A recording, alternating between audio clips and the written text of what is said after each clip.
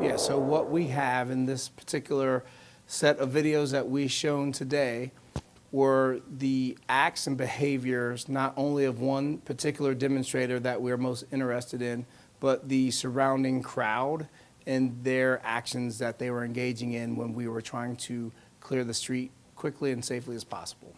The reason why these officers here are surrounding these particular demonstrators are because they are actively trying to take one of the bicycles away from the officers. So we will also see this later in another film at a different angle. But again, they are surrounding, trying to get their police bicycle back from some of the demonstrators. And I want to also point out, all the other officers are still holding the line. They're not all doing a pile on. We are trying to safely continue to keep everybody where they need to be. But in this group, they're trying to get the bike back. And I'll also point out, you'll see our demonstrator when he comes and he ends up having a board, and you'll see what happens after that.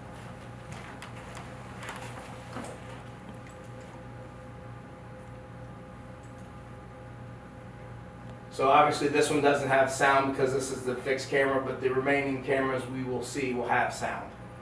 So you see he's right here, so I want you to focus when this comes back into play. This is our demonstrator. Again, I want you to keep your eyes on this particular person. This is the demonstrator in question that has this board, which when Denise comes back will actually be able to show you one of the actual items that they are using and just how dangerous they could be when they hit you.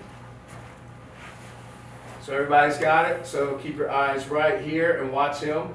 He's going to come up, and as the officers are trying to get their bike back, he is going to launch said object here.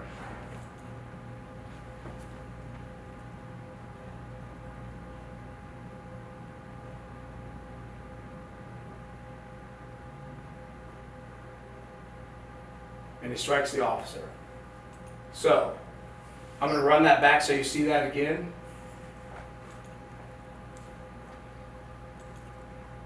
So again, here he is.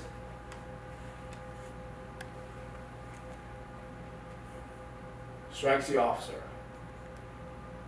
So before we go any further, I got to explain this again. So after the officer gets struck, you're going to see an officer who's wearing our wear test uniform. So he's going to be in all blue, so it's going to be a little confusing. But you're going to see that officer about right here. He immediately sees the demonstrator throw the item. He's going to run around.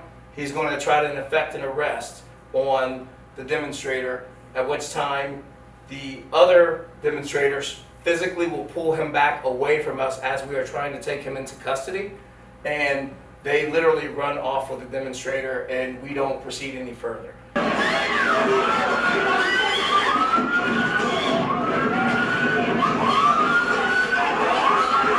So this is the body camera footage. Right now you're seeing of the officer I showed you that had a different uniform on that went around to try to effect the arrest of the demonstrator. So these officers again right here are trying to get a bike back. They are actively trying to take a bike from one of our officers, and we're trying everything we can to prevent that from happening.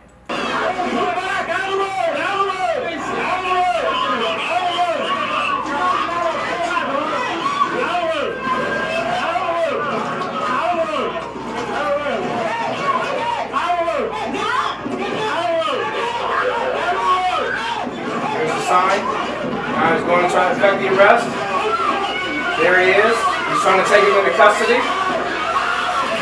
The demonstrators surround us. We try to pepper spray to create distance. They pull him out. So I'll run that back. It was very hard to see. So here are the demonstrators. They take him away. We're going to have one more angle that's going to be even clearer than the one I just showed you, so don't worry. I just wanted to make that clear. I'll show that one more time. He's trying to take him into custody. The demonstrators take control of us, even with the pepper spray, and they drag him away. That is not an officer pulling him away. And as you can see, we're not chasing him, we're not pursuing, we're holding the line. We're following every practice and guideline that we use during any type of demonstration involving bike officers. So we continue to hold the line.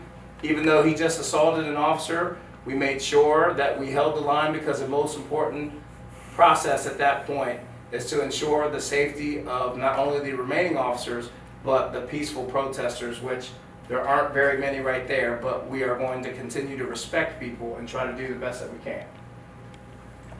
Officers did not take his legs. Clearly shown in the video, the demonstrators would not allow us to even effect an arrest, because at that point his actions did warrant us to take him into custody and try to arrest him.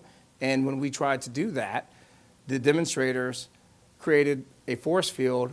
They used their barricades as a tactic, and we were not allowed to actually get him. So we did not take his legs, and the demonstrators were the ones that physically took him away from us before we can even take him into custody. Constitution, though, right? You like the Constitution?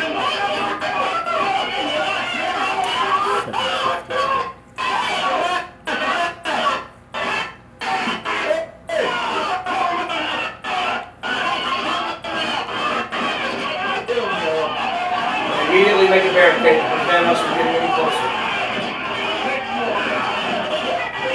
We do not want to engage with people demonstrating in the way that is going to look negatively on us, negatively on the demonstrators, and negatively on our city. So I want to make it very clear that the people who think we're out here trying to be rogue or trying to create a hostile environment for people is categorically false. You know, as you see in this freeze frame, he's got dark jeans on, a bright white t-shirt, and we had already been engaging with him for several minutes. There's absolutely no indication whatsoever that any officer on that scene would have any known ways of having any indications of a handicap or any type of prosthetics.